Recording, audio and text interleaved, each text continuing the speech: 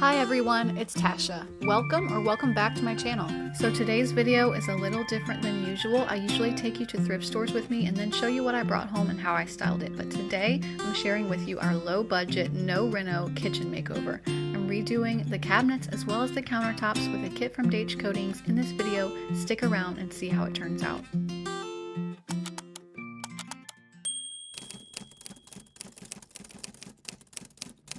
So welcome all of you to my kitchen makeover. The first thing that I need to do is share with you my previous kitchen. So as you can see, this is not the worst kitchen in the world, but it's outdated looking. I think a lot of it is the very dark, also mahogany style cabinets, as well as that dated style granite, which is very orangey and brown speckled. Also, I don't like this granite because you can't see crumbs on it. It's like a perfect crumb camouflage.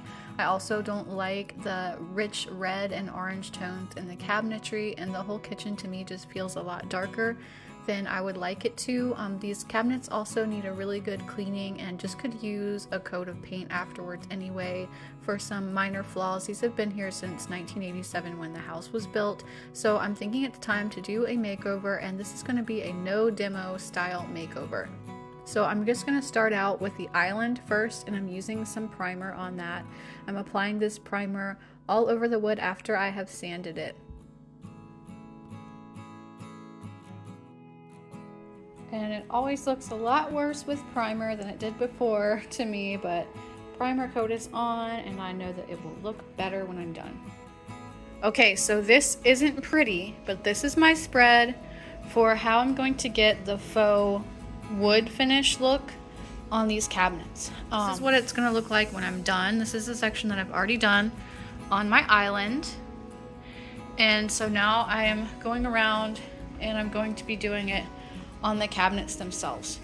So first of all, I've painted the cabinets. I've sanded them first of all, and then I've primed them with a really good primer. Then I've painted them with a good solid coat of this paint in the color Antler Velvet. And now I'm ready to go in with my glaze to complete the look. So this is what I'm using, Rust-Oleum decorative glaze in Java Brown. It is not very thick. It's kind of drippy, you know, so what I do is I just pour some into a bowl. It actually goes pretty far, so you don't need too much of it. So step one is you take a little bit on like just a cheap chip brush and you're going to apply it roughly over the surface. And then step two, you take your deck staining brush like this and you're going to kind of smooth it out in the direction of the wood grain, where the natural wood grain would be on these cabinets. And then as the last step, you're going to use a brush like this or similar to this kind of little whisk brush to really make it look even more realistic. So here we go. So after I've painted the cabinets with the color Antler Velvet from Sherwin-Williams, I'm going in with my finishing gloss. And you can see me do this in the bathroom makeover that I did as well if you want to see this another time. But I'm taking my chip brush first and just getting the gloss onto the cabinet. I'm doing one section at a time here, as you can tell. And then I'm going in with my deck staining brush. And with that, I'm starting to smooth it out, and you can start to see these lines appear, and almost magically it begins to look like a piece of wood rather than a painted surface with gloss on it. So this is the essence of how you do this treatment. You're going to go in with this deck staining brush. I would not recommend switching that for any other kind of brush. I'm just looking for pooling as I'm going, you know, along these edges, and you can just take and work this for a very long time. It takes a long time to dry, so you have plenty of time to get it right. You can even wipe it off and start over if you need to. And then you're going in with your little whisk broom and going over top of it, and that makes those strokes look even more like a wood grain. And so by the time you're done with that background color again of Antler Velvet plus the deck staining brush with the gel and then the whisk broom over the gel, it really gives you a nice sort of oak look that looks like wood instead of a painted surface. If you have any areas of scuff like this doesn't look quite right, you just keep going back over it until it does look right and the lines are seamless, and you just kind of fan and brush it all out until it looks like a natural wood grain. It's actually really fun to do. I found it very cathartic, and I know that you can do this technique.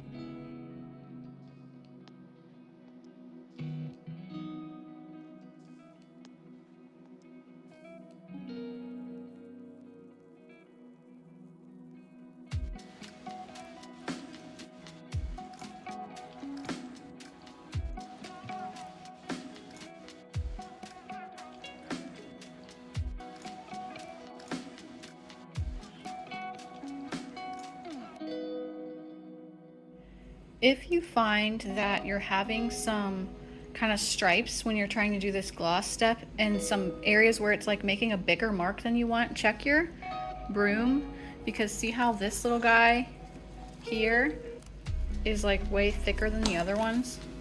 Rather than being a single straw, this one is like a big piece. It was leaving bigger than normal like streaks in mine, so I'm just gonna remove that one. So it looks a little bit odd on camera right now because it's glossy and it's shiny, and so the reflection is kind of throwing it off, I think. But I think that in person this looks really good, and you can see how it's just continuing with the island, the back side of the island here. And again, this is the original cabinet color that I'm working with here versus this. So I'm thinking that overall, like, this is going to be such a big improvement in this kitchen. It's going to be so much brighter, so much lighter. And again, my plan is to leave this island as like the accent with this faux wood look, and then as long as it goes well and I can get it super smooth where I'm happy with the quality of it, I'm gonna leave the rest of the cabinets in the kitchen just painted. And then I'm going to do some other accents. I'm gonna be changing out outlet covers, the countertop, as I've already said. So this is just kind of step one, and I'm so excited for how this is gonna turn out. Now for the rest of the kitchen cabinets that weren't the island, I wasn't sure that I still wanted to do those in that antler velvet color. I thought I might want to go with a little bit of a different shade of a cream sort of color. So I just went to my local Sherwin-Williams. They were very helpful, and I selected a couple of other shades that I could bring home and try out. So since I have these first two samples already, I don't want to overwhelm myself with too many different paint samples. So I'm just gonna request samples of these two additional colors and then make my choice. So this is the accessible beige. I'm just going to put a sample up here. I'm just being lazy and doing it with my finger. Okay. So that's the Loggia. This is the modern gray, and this is the accessible beige. They're a lot closer than I thought they might be. So the last one I want to try is shiitake, which I'm going to put. This is the shiitake color. This is really pretty too. So I'm going to put this right here next to it. It's a little deeper. Choosing paint colors is difficult just because there's so many colors to choose from, and they're so close to each other sometimes, you know. Okay, so here we have, again, Loggia, accessible beige, shiitake, and modern gray. So these are my color samples once they have dried. Either one of those is very, very pretty. So if you're thinking about painting and you do want like a deeper tone, shiitake looks beautiful if you have a lighter countertop. I think in here we're probably gonna go with good old accessible beige. What's funny to me is how the background can affect the look of the color, because when I'm holding this in my hand, it looks so pale, like, oh no, that's going to be so close to white. But then when you look up here against a true white, you can see that it's going to be a nice creamy color. And so here's what happened with the painting, guys. So I started to paint, and I just painted actually two tiny cabinets above my refrigerator, and I got done with those. And then I was talking to my brother, who is a painter, and he said he was going to be in my area in a few weeks and he would be willing to paint the cabinet fronts for me with his professional sprayer. And that was so nice of him to offer. So in the interest of getting these cabinet fronts as smooth as possible, I decided to wait for him to do those for me. So if you live or have a home near the Outer Banks, give them a call for painting or home repair needs.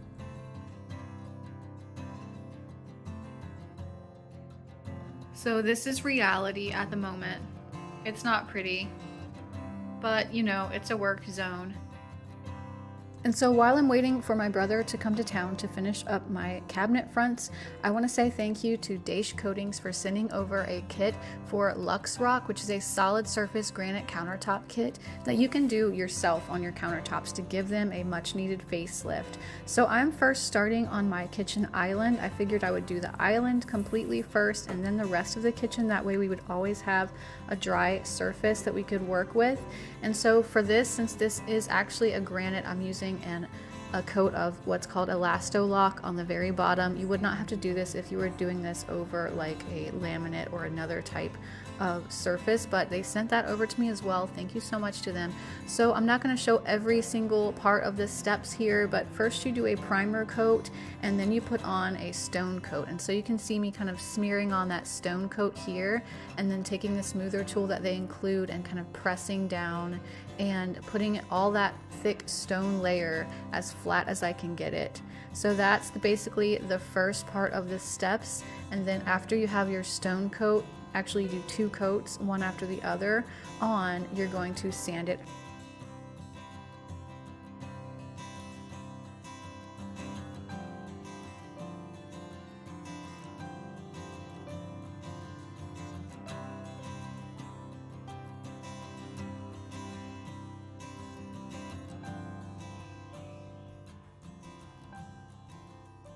Okay, now I've applied the second coat of the stone coating on this island, and this is just a real life shot here, so there's stuff on our counters. We have limited space. As I said, we are doing the island first completely and then the rest of the kitchen just so that we have some counter space during, but I just tried to get it, you know, as flat as I could here. And tomorrow I'm going to start sanding this and it should bring out the stones, and then we'll continue from there. So I ended up hooking up my sander to our vacuum cleaner, which has a hose, and I just kind of taped it around there. That made a lot of difference in the dust that was getting into the kitchen. Actually, basically no dust gets in the kitchen much when you're doing it this way, so I would highly recommend that if you have a vacuum like this that you could use. But I actually really enjoyed the sanding. So I'm starting to sand with the finer grit now, and you can really see the stone coming out. It's very pretty. It's, you know, got some sparkle to it obviously, and we'll see how much of that is retained after the different layers that are going to go on top of it. And then I still have to by hand do the edges, but this white kit definitely has some silver as well as some brown in it, and I think it's looking really pretty. I'm excited to finish it up. So there are some other steps after you have the stone coat sanded. You're going to want to put some epoxy layer over it, a top coat, etc. It's all outlined very clearly in the instructions in the kit. And then after our island is done, I'm just getting started on the rest of the kitchen, which I'm doing all in one pass, the whole rest of the countertops. As you can see, I've gone around and taped everything off around the sink, around where the backsplash ends, and everything like that to make for an easy removal. And then once again, I'm starting with a layer of the Elastolock just so that everything will bond really well to our smooth stone granite, and doing the whole process again. Again, the next step after that initial Elastolock for us, which would be the first step for most people, would be to put on their primer coat, and that's what you can see going on there, the kind of cream color. And so I'm just applying that evenly all over. All of these steps were very simple to understand, so I appreciated that. After the primer is dry, you would start going in again with the stone coat, which you can see me doing here up on the top in small sections. You're going to use a small brush. Everything that you need is included in the kit except for an orbital sander, which they recommend over hand sanding. It's just a lot faster. So, but you can see me here putting on the stone coat layers, and I found this kind of relaxing just to go in layer after layer with this, you guys. It was a really nice experience, and I'm thankful to them for sending this kit over.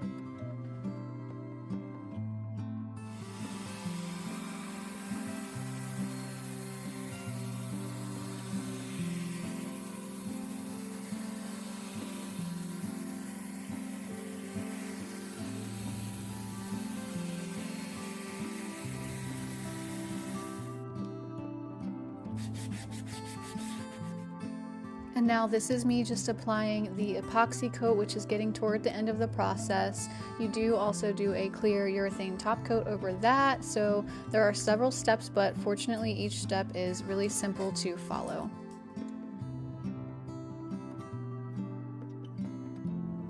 I also went back through and decided to use some mold-proof white caulk around some of the edges that I've done. First of all, it cleans up any kind of irregularities in your countertop solution that you've put on, but also it's just nice to prevent any moisture from getting under your surface.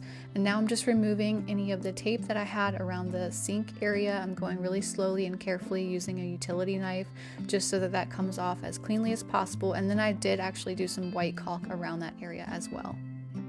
And this is what the countertop kit looks like when it's all done. This again is LuxRock by Daich Coatings, and this is the platinum white color. It has beautiful speckles in it. It's a nice white and cream mixture all over, and I really love the color of it.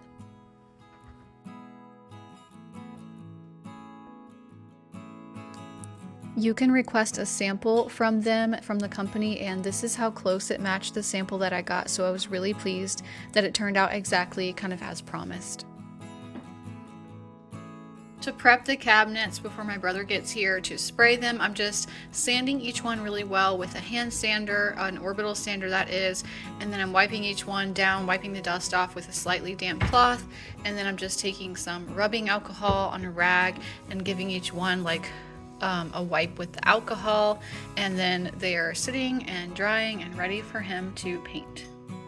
So you guys, I actually wasn't feeling very well the weekend that my brother was here and spraying the cabinets, and I neglected to get any footage of them actually doing the work. So sorry about that, but in any case, they did it wonderfully, and I will show it to you in a minute. In the meantime, I'm just showing you some of the accessories that I was shopping for, both at thrift stores and then also places like TJ Maxx, Burlington, Ross, looking for just some new kitchen towels and some maybe decor. So I did end up getting some new kitchen towels from here.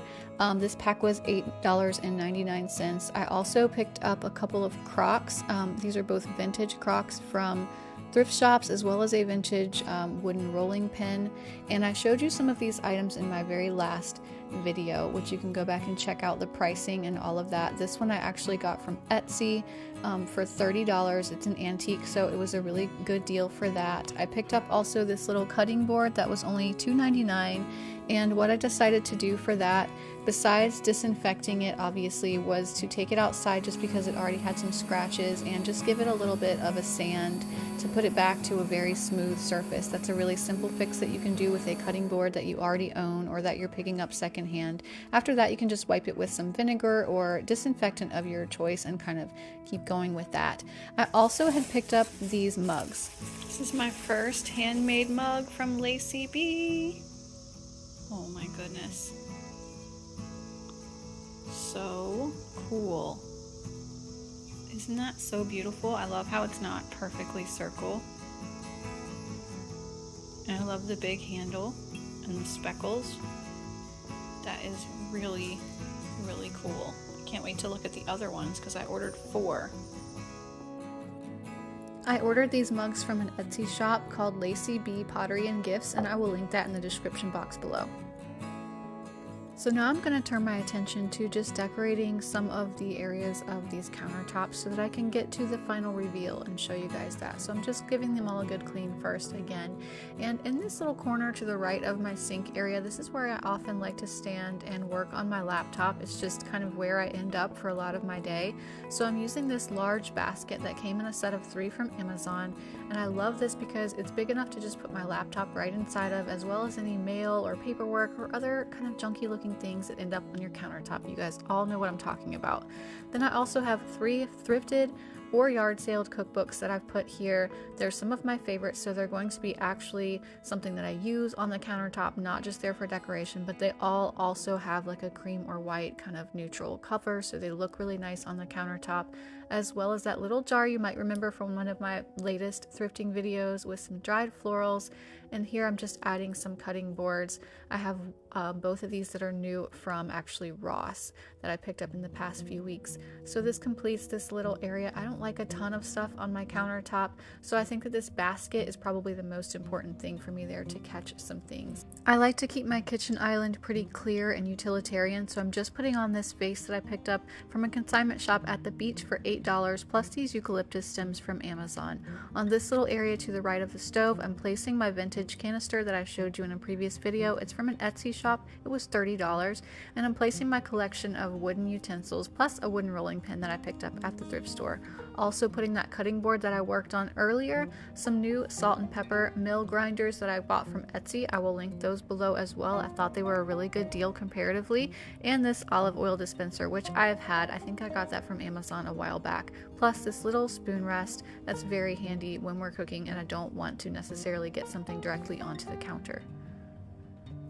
On the other side of the stove, I'm putting this little basket that I picked up from the thrift shop. It says it was $2.99 there, as you can kind of see written on the bottom still, as well as these rosemary stems that I bought from Hobby Lobby. They arrived very pale, so those, if you might remember, I actually painted them with a green paint that I had on hand.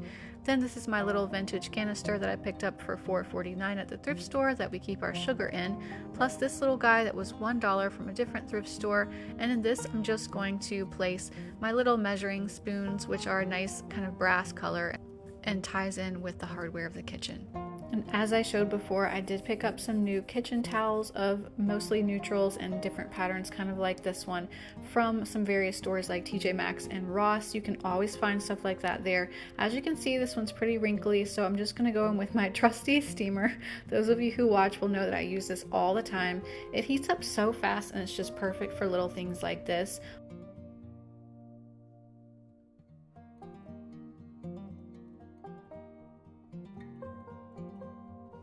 And now here's the final kitchen reveal.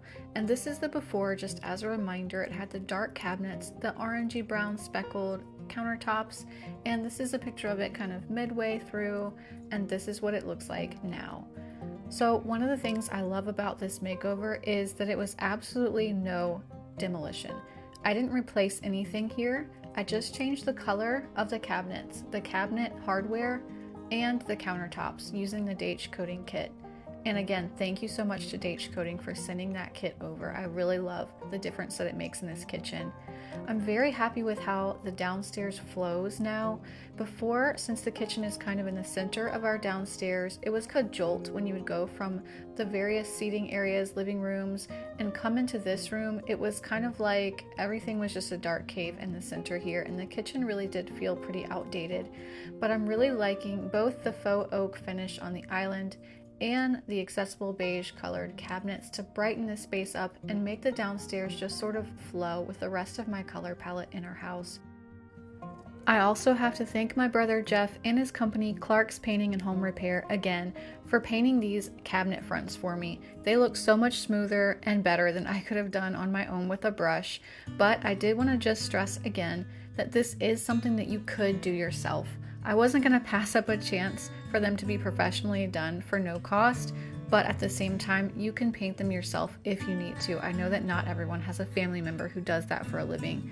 But in any case, you guys, thank you for following along with this makeover. Again, I'm so happy with how this looks, and if you're inspired by any part of this, please let me know in the comments. If you like the kitchen cabinet color, if you like the faux oak look on the island, and if you're thinking about doing anything to your kitchen, I would love to hear about it.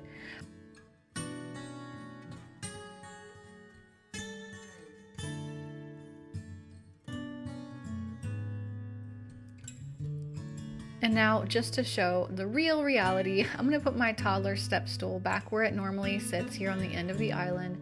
She can climb up on this and help me with things at the counter to learn, which is great. And also we have to have somewhere to dry our dishes off, so this is just a wooden dish rack that I use. And here we are using our kitchen. This is for real, and I love it. Thank you guys so much for watching.